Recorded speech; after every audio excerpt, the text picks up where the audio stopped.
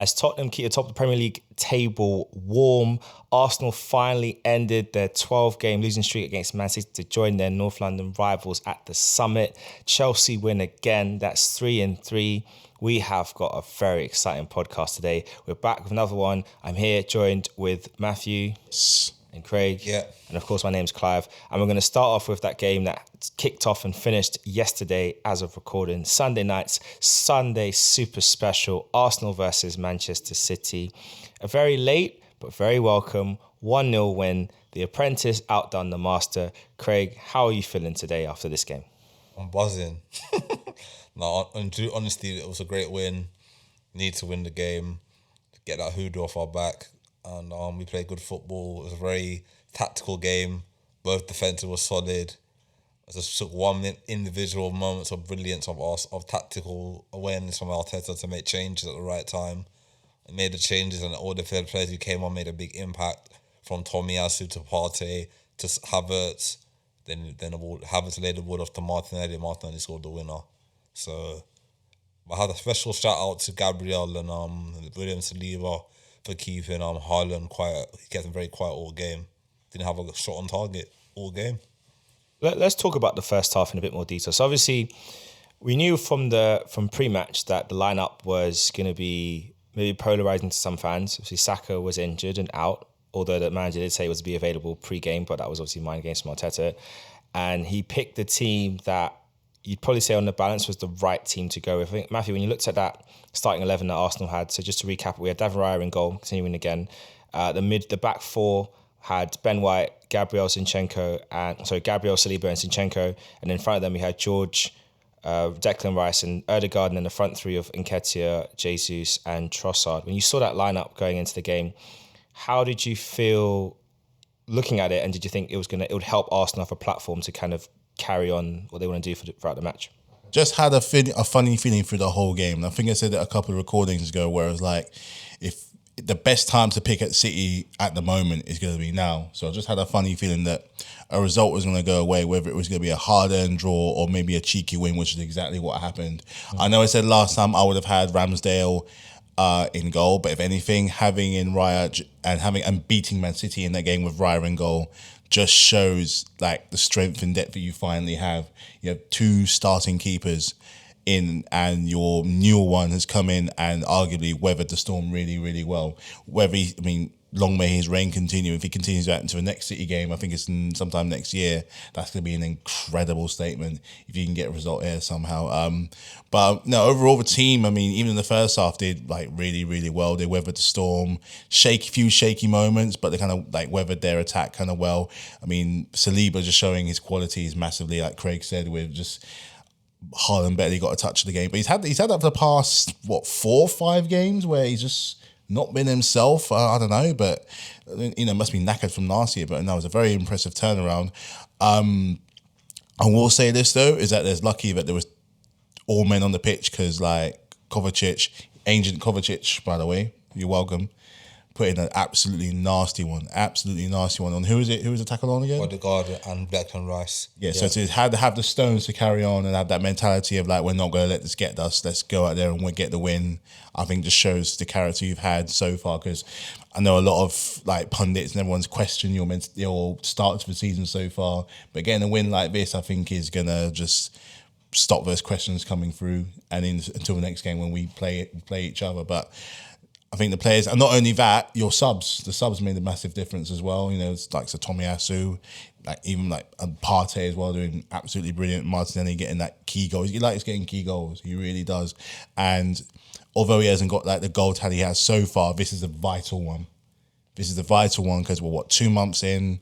This could play massive towards the end of the season in one way, shape or form. We don't know what exactly in. Still very early. Only 2 points ahead, but it's got the potential to be like massive. So your players did really, really well. I think those are really key observations to make. I guess one of the things I do want to pick up on is that talk about the shaky start at the beginning from the goalkeeper, David Raya. I know I did say on the previous episodes that I would have liked it if Ramsdale had a run of 3 as well. Raya had his 3 and Ramsdale had his 3, just kind of mix things up a bit. but he did have quite a shaky start. I guess for you, Craig, when you were watching Raya, who was really struggling with his distribution and he just looked very nervous, were you worried that he was going to cost us a goal? Or did you feel like, since Arteta's mentioned that he's happy to make subs of goalkeepers, did you think he would do it in this game? Yes. He was very shaky in that game. I was like, oh man. Like the one where he tried to clear it when Alvarez, that was the one. I said, Clive, I was watching the game with you. I said, Clive, that was good. I swear, I was like, no. The way how he kicked it and Alvarez blocked it, and I thought it was going enough, and it went wide. I was like, oh my gosh, heart in mouth moment. Like my heart was doing next numbers. I was like, and then obviously like I felt like in the second half he was more solid. He made some good saves. Like Declan Rice saved him in the first half as well for the header. The header was going in, and Declan Rice cleared it off the line. Like goal line. So I think he was nervous for the game. It's a big game, massive game for him. Obviously playing for a big club like Arsenal, playing Premier League, Champions League. So it's a different kind of pressure than being at Brentford where you're fighting. No disrespect to Brentford, you're fighting relegation or you're trying to stay in the league. So it's a different type of pressure. So I feel like he did well in the second half. I was worried. I was saying, if he continued like that in the first half, I feel like we should have taken him off and brought on Ramsdale. But maybe that would have damaged his confidence a lot if we'd taken him off like that. So fair dues to Arteta. Maybe I think he fired up the whole team at half time, not especially Raya, because the second half was a different animal in the second half. So yeah. Yeah, I think for me, second half, Raya, the whole team came out with a different mindset and seemed a lot more kind of on it. And I think what I liked as well, and what surprised me, it shouldn't really surprise me because the guy, has won a European Championship, but Jorginho shielding the back four really looked the part. And we know his distribution is good, but the way how he was helping to just calm things down in the midst of Raya's kind of erratic performance for like the first half really. It took him. I think after 28 minutes he kind of calmed down a bit and was a bit better. But yeah, Jorginho definitely stepped up as a leader and was definitely one that I was really happy with. And I'm going to talk about his midfield partner in a bit and what he did in the game. But as you mentioned, Matthew, Agent Kovacic with an absolutely disgusting tackle. I have issues with this situation. And it kind of continues on the conversation we had in the previous podcast about VAR and the way how the referee and governing body work within that framework. My big issue is this. VAR reviewed it for serious dangerous play, said it was okay, yellow card was fine. What they should have done is told Michael Oliver, go check yourself on the have a look at the monitor, mate, just to see whether you think this is serious foul play or not. The reason why is because if he had gone to have checked it and said, no, I'm happy with the yellow card, when he made the second tackle, which was an identical tackle, same kind of slide tackle, trying to receive the ball, but really you tapped them on the ankle, he would have been off. No question. I think the issue is Michael Oliver thought the first tackle wasn't as bad as it was, gave a yellow, whereas if he'd looked at the monitor, I'm not saying he would have upgraded to a red, probably should have, but if he doesn't give it as a red for the first tackle, the second tackle was definitely a second yellow card. For you looking at Matthew, do you think that during this international break, we've got 2 weeks off from the Premier League, so we'll see how England perform and other nations around. But do you think that in this time period, the Premier League owners need to come forward and put serious pressure on the refereeing bodies to put in place a plan, an actionable plan to improve things? Because for me, taking my side out of the equation, if I was watching, say, West Ham Newcastle and I saw that exact same tackle, I'd be screaming for a red card. And the fact that it hasn't been given, or Wolves Aston Villa, I'll be screaming for a red card. And the fact that it hasn't been given because he doesn't want to spoil the spectacle of the game, I just think it's unacceptable. But do you think now, in this time period, we need to see a rising in the standards of referee and actually being accountable for the decision-making? It wouldn't surprise me if they've started that already, because this is not the first week in this new season where we've had a decision where it's just like we question the kind of like credibility of the referee's choice. We still got to go on from, all right, we've moved on from last week from Liverpool, but that's still going to be ringing in a lot of people's heads. And then you got this situation, you got situations in the past. It almost feels like every week that goes by, it just gets worse and worse and more and just much more laughable. I was watching the highlights earlier today with the SPL, the Scottish Premier League, and they seem to get it right. No real problem. You don't really hear much too much of a problem. Granted, it's a smaller league, but still, it's a Premier League nonetheless. Yeah. I don't hear of any other issues there or in any other league. Why is it the Premier League? Why is it us? I said it last week. Why is it us that have to be seen as a bit of a laughing stock, where a clear red card is not given, and then you got two back home from last week against Liverpool, where the decisions, the communication was just so poor. It wouldn't surprise me already if they've already done some sort of thing, because something's got to be said to somebody to get it, to get it right, to make it a bit more streamlined. Make decisions that much quicker. If you're not sure of something, check it quick. Talk to the screen, listen to the guys upstairs, or use your actual judgment as a referee to take charge of the situation. But even with all that, I still would like to see a more. I think it happened in the Women's World Cup this year, where they actually shared decisions with the fans, just so they know what's going on. They do it in rugby, they do it in the NFL for years, they do it in cricket, they do it in tennis, they do it in every other major sport. The Cricket World Cup's going on right now, the Rugby World Cup's going on right now. It's going to be done there. In a high-stakes Premier League game, plus you've got the World Cup coming up as well, how have we not got to a point where it's only getting better? I mean, you're going to have niggles, but these mistakes are so costly. So costly. Not even just for the result of the game, but for the well-being of the player. You'd already lost your talisman in Saka, Craig when he comes back. And I think he did it twice on two different players. It was Odegaard and Rice. Yeah. They're two, especially Declan Rice in the England fold. He's a key player in his first year at Arsenal. That kind of tackle can do some serious damage.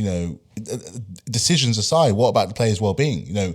Having care for your fellow man. It was very, very ill-timed, a challenge as well. And decisions just don't help, but for the sake of the fluidity of the game. You can't have it both ways sort of thing.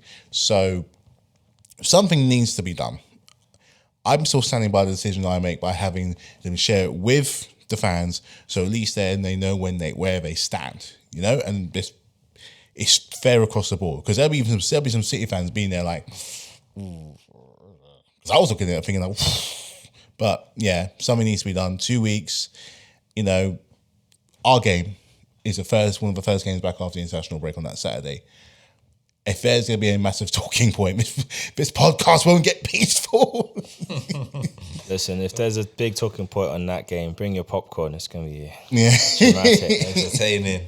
But I think just two final things on that game. I think the first one I want to talk about is a player who you mentioned, Matthew, who to me, every time he steps on the pitch in an Arsenal shirt, it's just showing why the price we paid for him is literally just a bargain. And that's Mr. Declan Rice, a.k.a. Jollof Rice, a.k.a. Rice MPs. Rice, baby. Rice, baby. So happy with what he's doing, and playing in this match in the number 8 position, so more box-to-box role rather than the typical shielding role that he does. For you, Craig, how impressed were you with his performance, and how much does it highlight what a lot of fans have been saying from the very beginning, that our best 11 will include both Rice and Partey, which I will concede on that point, having seen it now. Yes, together they do work really well. But how did you feel about that as a setup? Great, because Declan Rice got the energy, he's got the legs, and that's what we lacked last season. We lacked legs in that midfield last season. If we had a Declan Rice in that midfield last season, and then how many games we had left to run in? Last 8 games? 8 games, yeah. If we had Declan Rice in that midfield last year, we would have won the league.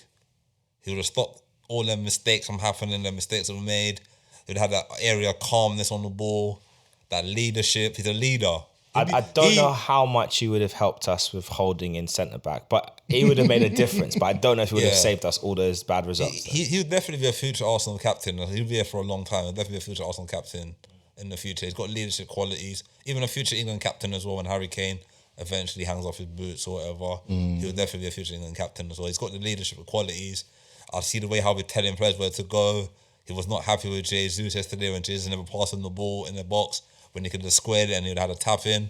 So he's showing that elite mentality to have as if you want to be a top-class, world-class midfield player, that you need to be always alert in the game, aware of all your surroundings, always pushing. He leads by example. He's a leader. Also, always had great midfield players like we had Vieiras, of the Premier League eras. He had the Roy Keanes, he had the Lampard. He's got the ability to be up there with those guys as well. Everyone was saying, what am I talking about? But trust me, he will be the next. I'll throw this to you because he's made this point himself that, he's a big Yaya Toure fan. There's a video of him and Yaya Toure, I think at his house actually, just going through like some of the kits of players he's played against that he's received and just kind of like talking with Yaya Toure. But I think he said in a separate interview that like when he came to Arsenal, one of the players that he's looking to try and emulate in his game is Patrick Vieira. For you, Matthew, do you think with what he's shown so far and how quickly he's not only adapting to Arteta's style of football, but more importantly, how he's putting his personality across and the attributes he already had, which he developed from his time at Chelsea Youth to being West Ham captain to now being an Arsenal player, do you think that is it's possible for him to reach that goal and actually be a Vieira type player for Arsenal? I think when it came to someone like Vieira came with an air of fear about him. Like he was tall, he was strong, he was fierce, and he didn't back down from, you asked Roy Keane, he did not back down. He got that dog in him. He really did. And I feel like he is going to be, I don't think he's not the next best thing at the moment. He's still got a lot of filling in to do, but he's the best bet you have right now of filling in if he stays fit, if he stays with you, and he's got good players. And I think with Vieira, he had players around him that kind of amplified and made him better. When you're playing alongside of Henry, Kolo Toure, David Seaman, and Bergkamp, you're naturally going to get better. Declan Rice has got Saka around him. He's got Nketiah, Jesus, Odegaard, Saliba around him. This has been your best chance in 20 years, not just of getting towards a league, but building a team that nobody wants to play, which is what you've said all this time is what Arteta wants, a team that's really hard to play against. So at the moment, the pieces are very kind of nicely slotting in at the moment, to the point that you can't think of a position bar up front of where you need to improve, but that will come in time. So, you have to look at a point where a team looks at it and be like, I don't want to play Declan Rice, I don't want to go against this guy or whatever.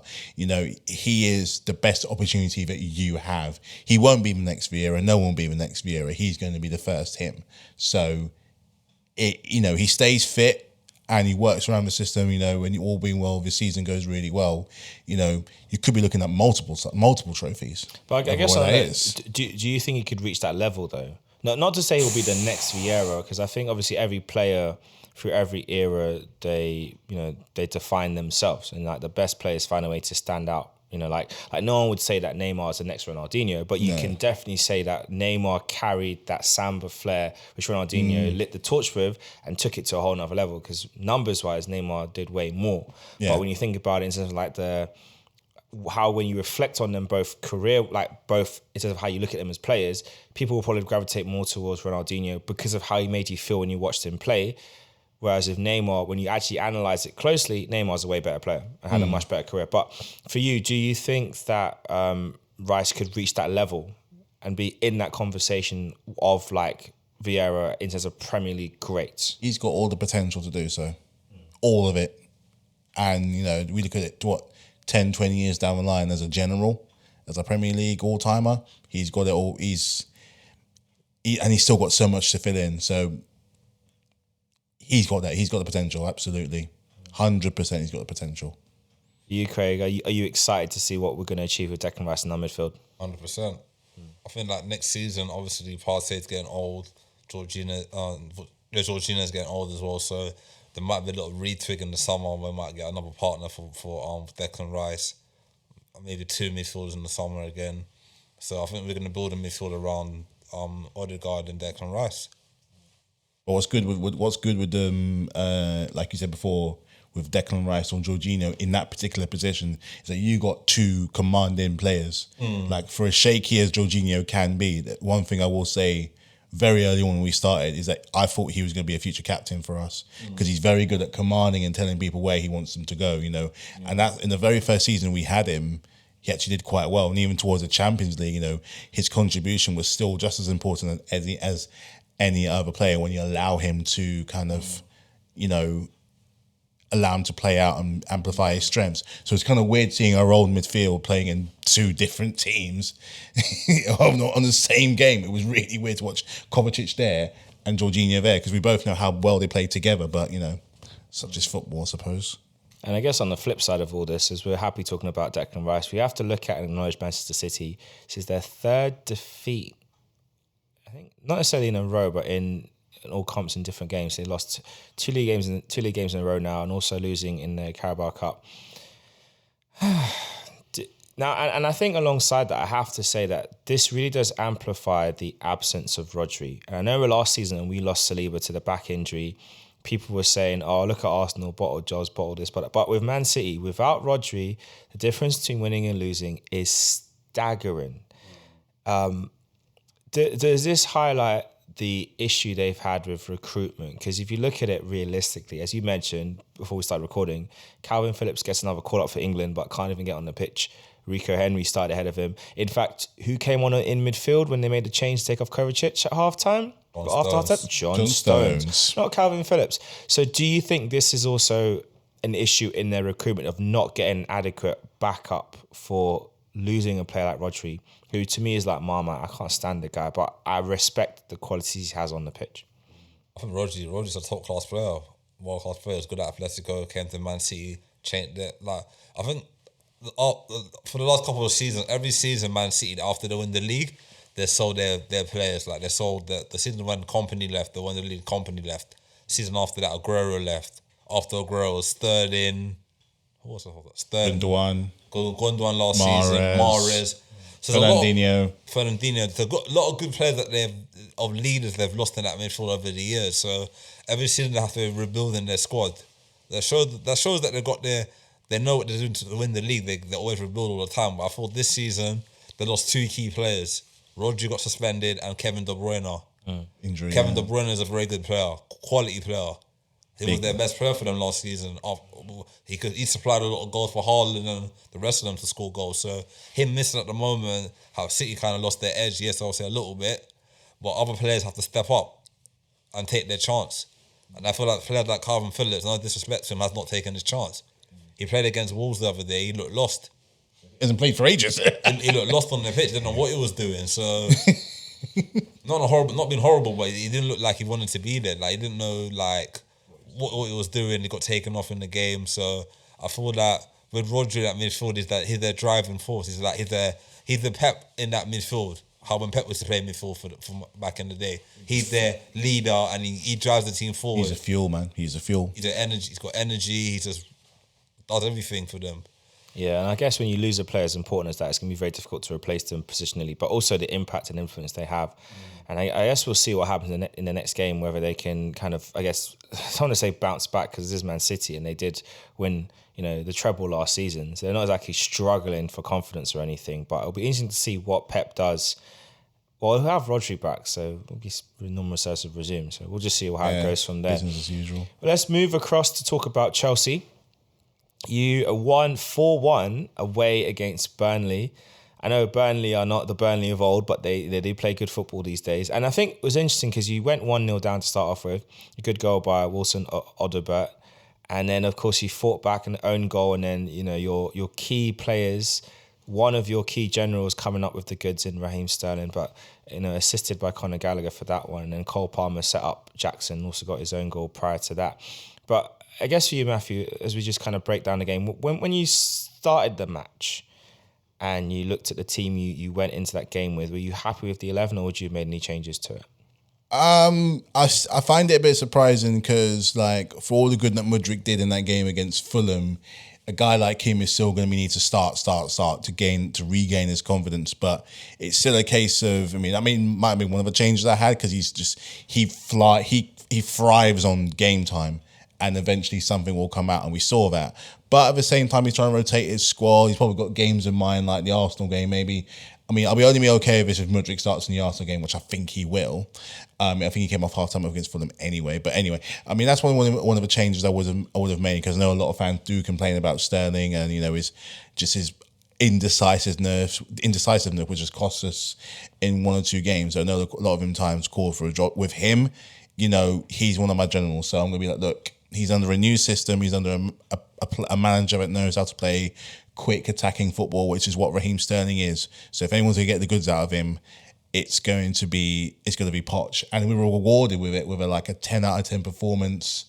On Saturday, he was a key driving force in all of the goals. He was there for the own goal. He got the penalty. He scored one of his own. He's involved in all these other goals. But it's just the difference of when you play much more attacking-minded players as preserved to like defending a 0-0. And then when you go down to 1-0, protecting that as well. No, we got the players and we got the talent to go out there and go and get it. It was good to see Cole Palmer getting really involved, getting in the penalty, and just how he links up with Jackson, and who's finally happy to see him score again, and as well with Sterling. But what got me is that we didn't drop our heads after conceding.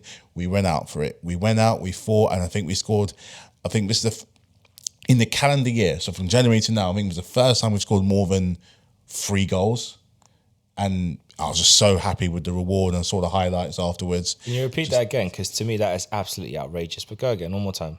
Well, the first time in calendar year we scored more than 3 goals. We scored 3 against Bournemouth. That's Bournemouth, but 4 goals. Well, we used to scoring goals for fun, but now to get 4, no, it's crazy. It's mad. It is crazy. It's mad, and it's still not a stat that I'm too particularly happy with. But I feel like this is where we're only gonna get better from here. Obviously, we've got a big challenge with you guys in the next game, but it's just good to see that our attacking options are starting to come through. Conor Gallagher is getting better with every game. It's good to see Brozier back. Cucurella is much an improved player under Pochettino than any of our previous managers. I've still got confidence in Sanchez, and between the 6, all right, he conceded the goal, but I'd rather have. I said before is that this is what I wanted against Forest. This is what I want against Villa. All right, you go a goal down, but rather than go and protect the lead, go for it. If at the end of the day we lose, but we went for it, okay, fine. But we didn't go for it in those 2 games. We protected a 1-0 loss, which doesn't make much sense, which is really, really weird. And have the guts to go out there and go for it and go for it and go for it. And in the second half, we had them for breakfast, lunch, and dinner. They had no reply.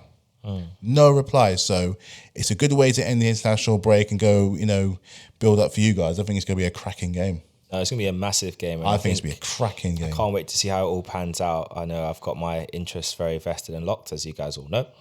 But I guess for you, Craig, I want to focus on a young English player who joined the club recently, or this season anyway, in Cole Palmer, who looks like he's slowly cementing himself as on that right wing, although I think he might have, on the right wing for Chelsea.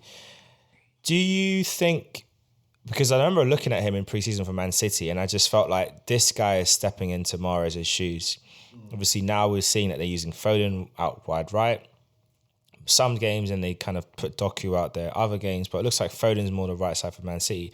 But do you think that Cole Palmer now at Chelsea is going to cement that position as his own, and how important has he been in the few games that he's played so far at the Bridge? I think he's been a very quality young player. I feel like Man City will end up regretting selling him. But knowing them, they go and sell him and go buy someone else. But they bought Doku. So. Doku, yeah. Yeah, so I feel that they should have kept him. I think he's a good English talent. He scored a screamer against us in the Community Shield. I remember that goal. He scored in the Super Cup? Super Cup as well. He equalised, yeah. So I feel like I was a bit surprised City got rid of him. But I feel like he'll do well at Chelsea. He knows Sterling from Man City. He came from the academy, so Sterling they all know each other. So I feel he'll do well at Chelsea, to be honest with you. And under a manager, as I said before, Pochettino is very good with young players. He'll get the best out of him. He'll be a future England starter and challenging Saka in the future for England. So he's a Poch player. Yeah, he is a Poch player, and I think that's why we wanted him. Hard worker, English, good running the ball, hard worker. Does a simple job what he needs to do. Got his goal the other day as well. Got a penalty. Scored a penalty. The only way is up for him now. As long as he stays grounded and don't make the hype get to him. Don't get injured. And don't get injured either. I feel like he'll be fine. He'll be fine with Chelsea. Yeah, I mean, I saw some sentiment online. I want to throw this to you, Matthew, about Cole Palmer from Chelsea fans, and some of them were saying that this is the player that we hoped Havertz would be, which I think is incredibly harsh and very unnecessary. But when you look at what he's been doing so far, how well he's adapted into the system, how much he's developing, considering his age as well, you can imagine how much he's going to continue developing. Like, how happy are you for him? And do you think this creates a real issue in the 11 as the season progresses for the likes of Madikele and Midrick? Well, it's a nice... I think what we're trying to do is what City have done and what you've done over a case of few years. We're trying to do it in a few months, where we're trying to build towards... I mean, this whole sustainability of all these long contracts. If these players ain't going anywhere anytime soon, I think it's a case of we want to try and do like not a quick build, but a substantial build to get us back into the top half of the table, back into Europe, possibly even, domestic double, because these are young players. All right, it's Chelsea, but they're young players. Them doing well, them lifting either the Carabao Cup or the FA Cup or both is doing a massive amount of confidence for the very first time, because a lot of these, guys probably weren't starters in their previous clubs. It's now going to give them that kick on to going well in the league. And next year, who knows, we should be back, all being well, we'll be back in Europe, go on a tear on that and build on from there, and who knows. It's not much of a worry now because of the injuries we have, but when they all come back, it's better, and this is why we need Europe, because it's easier to justify that, because you can have one team for the league, one team for the cups, and one team for Europe. At the moment, we're lacking that European, which is a lot of games to kind of make up for, especially in the group games where he's playing every other 2 weeks. So I think that's what his thought is, that we will be getting to Europe in some kind of capacity in the next year. As for Cole Palmer, as long as he remains in form, he's going to end up being one of the favourites, which is both a gift and a curse for Chelsea. Last year, our favourites kind of cost us in our progress, and likes of Mount and Havertz, which as a result have both moved on. Do I see that happening with Cole Palmer? Not necessarily. I think he seems quite grounded in the fact that his progress is slight. There's no need for the Havertz comparison, because he's only been a handful of games, and Havertz came into a team that was already in Europe. Havertz came into a team that was already fighting, or very much at the time on the fighting end for trophies. We are nowhere near that. The nearest we're going to get, like I said before, is a Carabao and FA Cup for such a young squad, but needs all the confidence in the world to kind of progress. I mean, we got a young kid wearing our old captain's number, for crying out loud, which tells you a lot from where we were before. They need time to build and figure out what the best team is. But it slowly shows of where we are now. And I think Cole Palmer is very much going to be a part of that. If he stays in form, he's going to be a part of that. I mean, I think for the money you spent, you have to win something this season. Like, I can get it needs time to bed players in and everything, but there's no sympathy on this podcast. You need to win something. Because everyone was saying, Arsenal, well, you spent all this money, you had to win the league. Okay, we didn't win the league. Fair enough, we'll hold that. But you guys, you got to bring something back to the bridge. I think we're going to bring at least one domestic cup. At least one.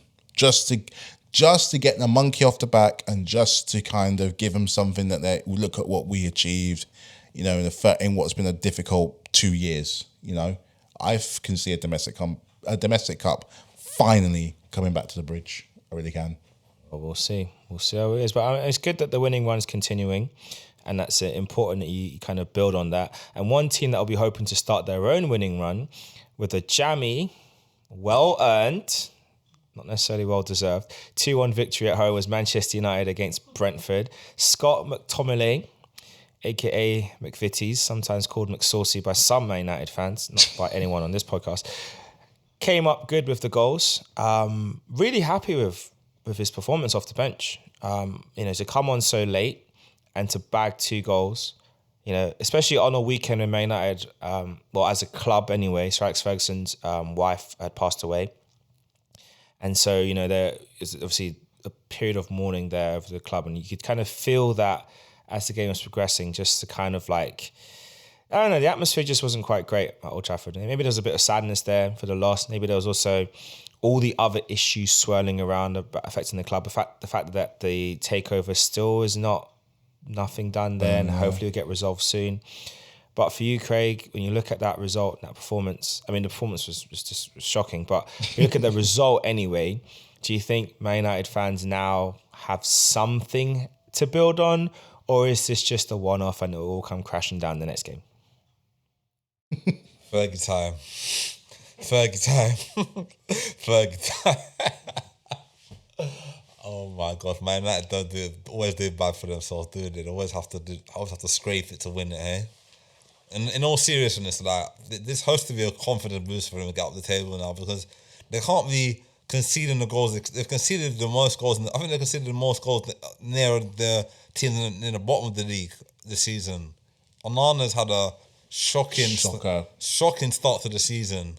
I know he's new and he's never played in the Premier League before, but the team are not confident with him. The defense are not confident with him. Like, every shot that Man United take, that team take against United, they're gonna score. He made a mistake in the Champions League on the Tuesday. Yeah, that's right. Yeah, made a mistake on Saturday. And lucky enough, I feel like Ten Hag was praying to the gods. Let me see, what can I do? Bruno McTominay scored 2 goals, won the game. Bang, game over. But I'm saying, if Man United continue playing the way they're playing, they're nowhere near getting top 4 this season. But you know, United, they'll go on a run. They'll go on a run after Christmas, and then you're thinking, I don't know how they do it.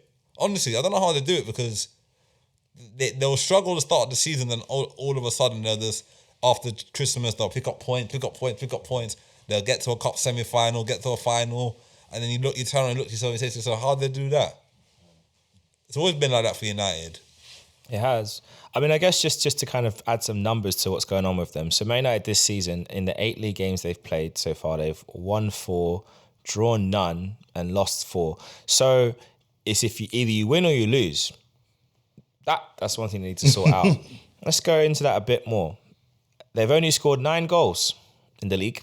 Oh. They've conceded 12. Dang. And therein lies the problem. Not enough goals being scored, too many being let in at the back. In comparison, let's look at Brighton, who are currently in 6th, Man United are in 10th. Of the 8 games played as well, Brighton have won 5, drawn 1, lost 2. They have scored 21 goals, but they've conceded 16. Wow. So, you know, at least Brighton have got the right thing attacking-wise. They're getting the goals going that way, but they also have issues defensively. And then let's compare them to teams that they want to be, well... Yeah, anyway, let's also mention Chelsea as well, since we're there. Chelsea are 11th, just behind Man United, but only by a point. You've played 8 games as well. 3 wins, 2 draws, 3 defeats. 11 goals scored, 7 conceded. So again, firepower is the issue, but at least defensively you're better than them. And then the teams that you're looking to get up and next to, let's look at Liverpool. 8 games played, 5 won, 2 drawn, 1 lost. 18 goals scored, 9 conceded. And when you look at the standard, which I'll use as Man City, even though they're in 3rd right now. 8 games, 6 won, no draws, 2 defeats, 17 goals and 6 conceded. So that's where you want to get to, really. And obviously the 2 unbeaten teams left in the league this season are Arsenal and Spurs, both with 6 wins and 2 draws each. Spurs have 18 goals scored, 8 conceded. Arsenal have 16 goals scored and 6 conceded. Nice.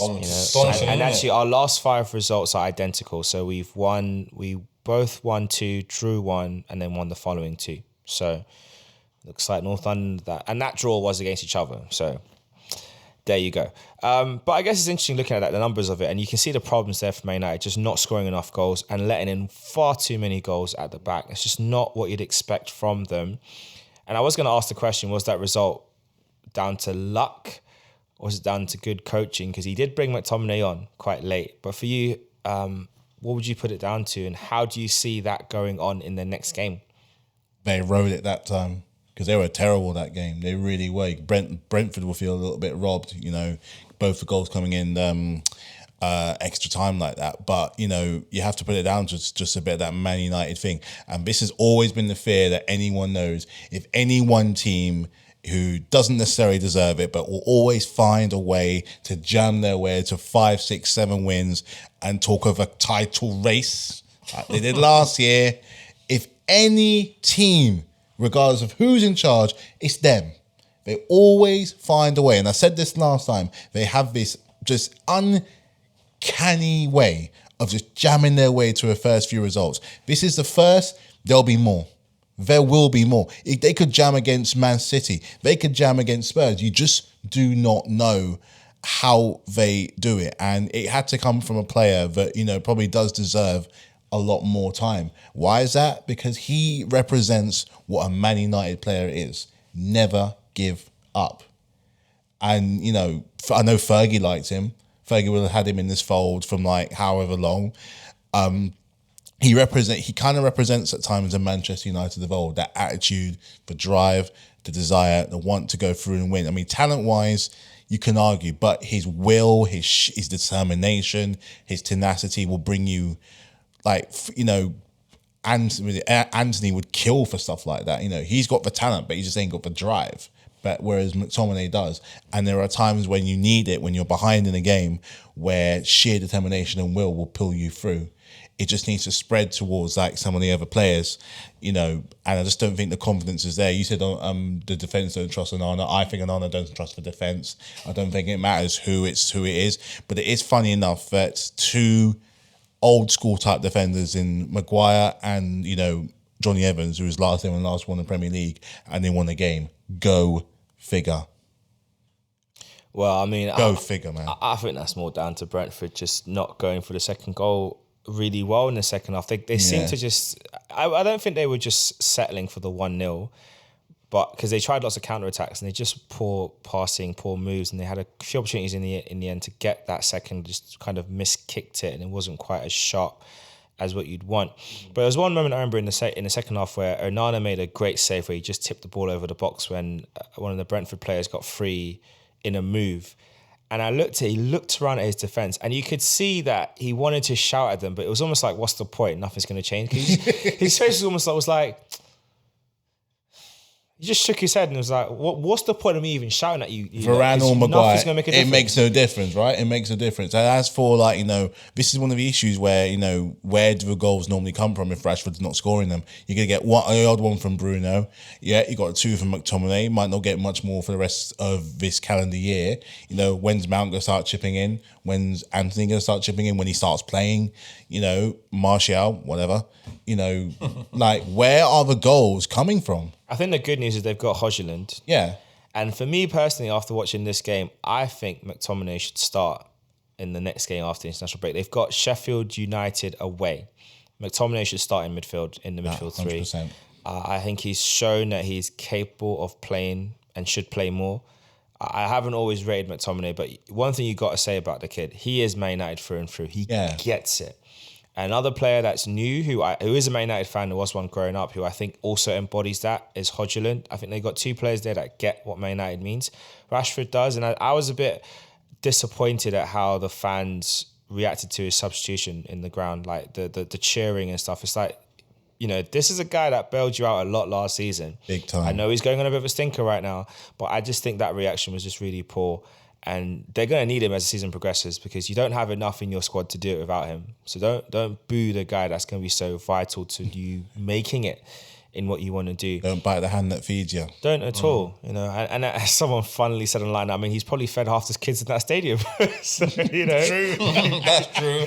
That's a good one. That's true. Be careful who you boo. Next time you get home and your child's hungry, just remember, Rashford fed them. So remember that. But yeah, I think it'll be interesting to see what they do come the end of the international break and whether they can kick on from there. Obviously, Liverpool had their game against Brighton, which ended 2-2. Bit of controversy there at the end of a handball that wasn't given again. But I guess for Liverpool, when you look at what they're doing so far this season, because they're sitting in 4th, and the current top 4 right now is Tottenham first, joint first with Arsenal. They're ahead on goal difference. Not quite sure how that... Oh, because they scored more goals than us. Fair enough. They scored 2 more goals than us and we let in... Anyway, so they're ahead of us on goal difference. Fine. Man City 3rd, Liverpool 4th. Do we think that's what the top 4 will look like in terms of composition? Come the end of the season, I think there's going to be more changes. And secondly, on that note, how well placed are Liverpool now to make a good run for the title? I think the dark horse, the wild card team that's going to push their way near enough, I'm talking like a 5-10 gap between the top bottom 2, is probably going to be them. Yeah. I think it's going to be them. Spurs won't be there. Do you think they'll drop out the top four altogether, or do you think they'll be the fourth team? I think they're going to be. And if they're going to be fifth, which I have no issues with, who replace them in the top four as it stands right now? Because the closest challenges you've got Brighton and Aston Villa and Brighton, if I go by order in the table, both level on 16 points. And then behind them, we got West Ham on 14 points. And then behind them, we got Newcastle on 13 points. So it's still early in the season. And Man United are on 12. So they're not that far behind. Really, there's a 5 point gap. You guys 6 point gap. That sounds a lot, but actually, as the games get played, it's not that much. I think we'll be back in the top half of the table. Yeah, I mean, by next game week, you should be there. Spurs and I think Arsenal and City will have figured it out because as the table's starting to figure itself out, you got Man City and Arsenal in any position you think, because I can't decide. I think Liverpool are going to be very firmly third. I can see Spurs drawing a few games and being. I think they're going to be fourth. As for fifth, it's going to be any of Chelsea, Newcastle, and Villa. For you, Craig, do you think Tottenham will maintain their place in the top four? Do you think they'll drop out? And if they do drop out, who would replace them? Depends on January, how they do over the Christmas period. And it depends on the recruitment in January, because they've still got the Harry Kane money to spend as well. So if they recruit players in January, that can maybe propel them up to the top four. Or do I feel they'll stay there? They're playing well now, but you never know. When it comes to them winter games, when it gets colder, the pitches are more muddier. Let's see if the real Tottenham will stand up. I don't think so. I think team that could challenge them. Aston Villa looked very strong this season. Brighton looks strong. Newcastle, they could go on a run. I know they've got Champions League at the moment. They didn't win Champions League. They beat PSG last week. Pumping win, yeah. Smashed them. So I thought them lot. Liverpool. Because the other thing with Tottenham is they've played all the promoted teams. They've not really Any outside big of team? Arsenal. It's Not the been a only big team. big team they've played this season. And Man United as well. And Man United. Yeah. Arsenal is Arsenal and United is the only that's two. it, Really. yeah. But I was saying, I think after this month, they got to play Chelsea. I think they got to play. They play Liverpool as well, Clive. They played. Liverpool, yeah. They beat them. So they still got to play Man City. They still got to play Chelsea. They still got to play Brighton. Newcastle. They got smacked by Newcastle last season. So they still haven't got. They got teams that could take points off them. Hopefully, we're praying. That are competing for that same spot in the top. In the top, what, 7? Top 7, yeah. I think their starting 11 is very strong, but I don't know if the reserves are very good. If they get a few injuries here and there, how the reserve team players will do. It's not just injuries, it's also loss of form. Because Maddison's having a brilliant season, and it's really amplifying. Because there was a big discussion in the summer. You know, obviously they went for Mount in the end, Man United, but then should they have gone for Maddison? Would he even fit their system? I think he's showing that Spurs doesn't really matter, really. When you're good enough, you work and you make it work. And yeah, he's having a great season so far, but can he maintain this form throughout the whole year? Lack of Europe as well, I think, helps the squad just to kind of get used to the fitness into the point where they should be qualifying for Europe again. You never know. Yeah, and I can see Newcastle making a big push for it. I mean, will Tottenham stay in the top 4? Only time will tell. I don't know, but they're doing okay this season. They're doing okay, but let's put it in context of their 8 games. 3 are against a newly promoted team. They played an out of sorts Liverpool and got a jammy win.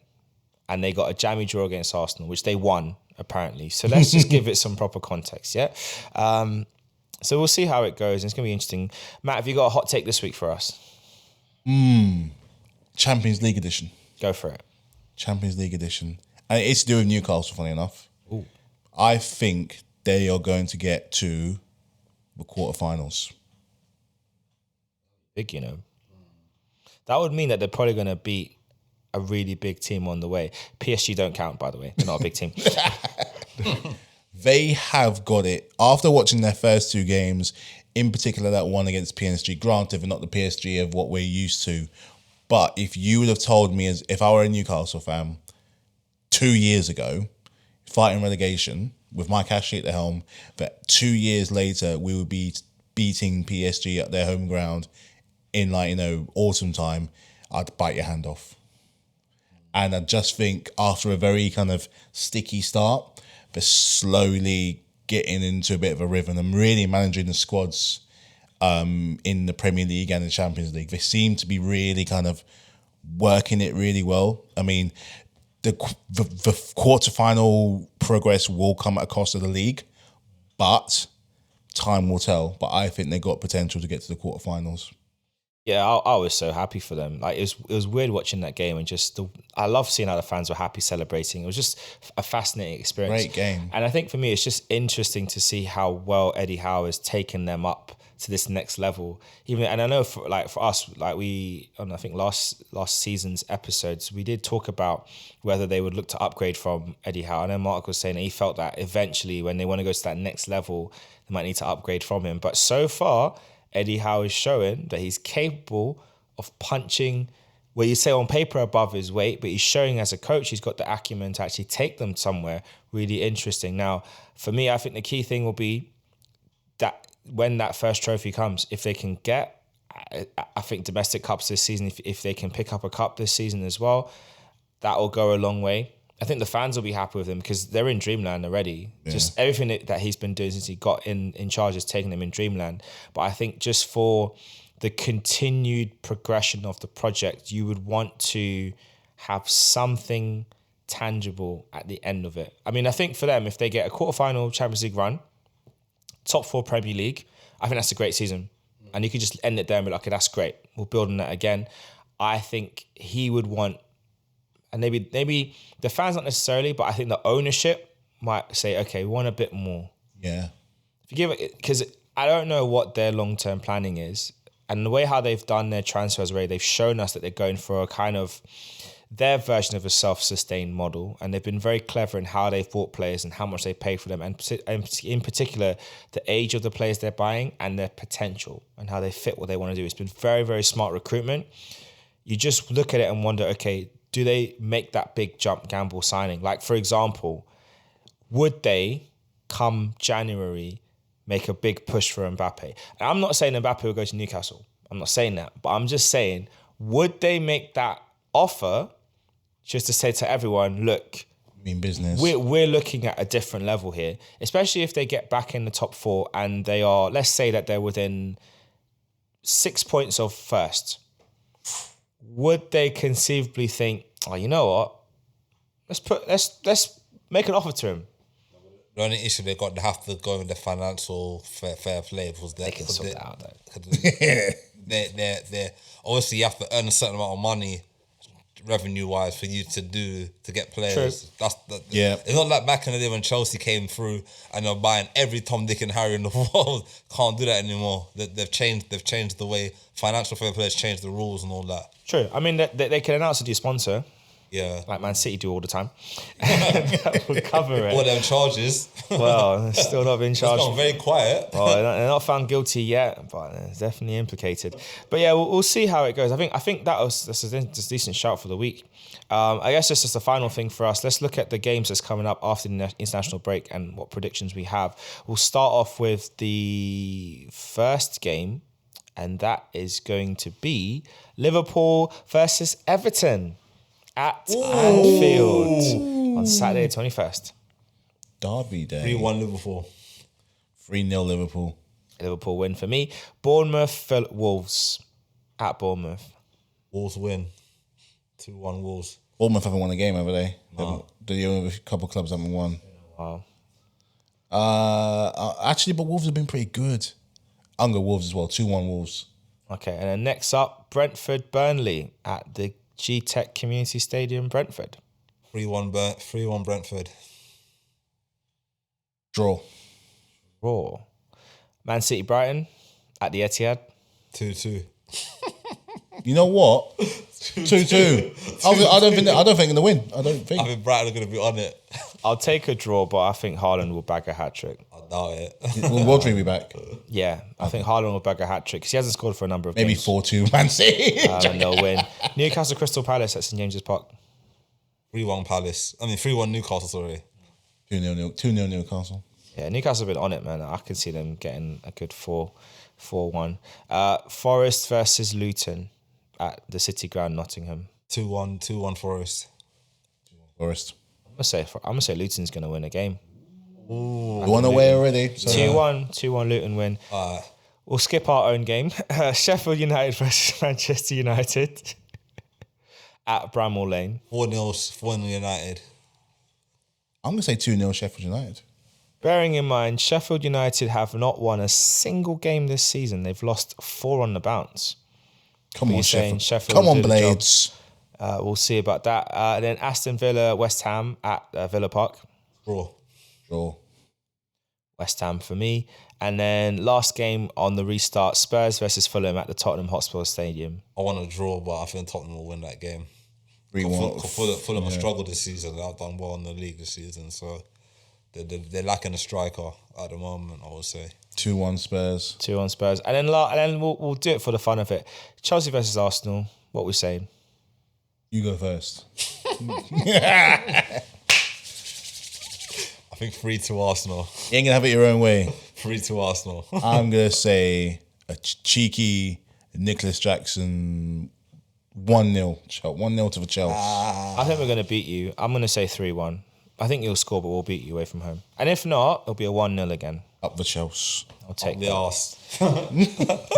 We'll see how these games pan out, and we're looking forward to seeing what happens after the international break. Our next episode, we're actually going to look back on our predictions for the first 10 games of the season. We've got 8 down, so we're going to look at those first 8 and see how we did, and we're going to revise, if we want to revise, the final 2 games and see what those predictions are. And then we're also going to be having a bit of a mini podcast in between, which is going to just look back on some discussions from pre-season about how Arsenal are going to start the season and how interesting those predictions are in light of the game so far. But thanks everyone for listening, for watching. If you're listening on Spotify, please do rate and let us know how you feel. And do you think that now that the Man City era is beginning to end? I'm not saying it's over, but do you think it's beginning to end? Let us know.